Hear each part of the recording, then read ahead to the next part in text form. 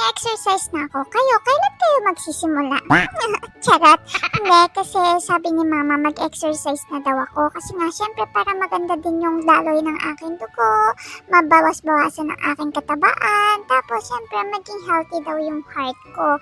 So, sinasanay nga ako ni Mama dito sa treadmill na to kasi hindi naman talaga ako marunong mag-treadmill kasi kapag humihinto siya, para akong tinatangay. So, parang hindi ako nakakapag-treadmill ng maayos. Kaya ang ginawa ni Mama, ganyan yung ginawa niya. Nilagyan niya muna ako ng towel sa may aking kilikili para naman daw masanay ako.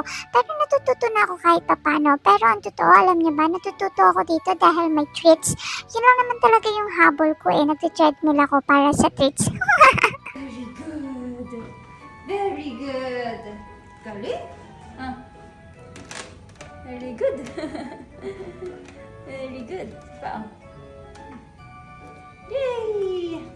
Let's go. Yay! Galing na! I told you! Nag-exercise lang ako dahil may treats.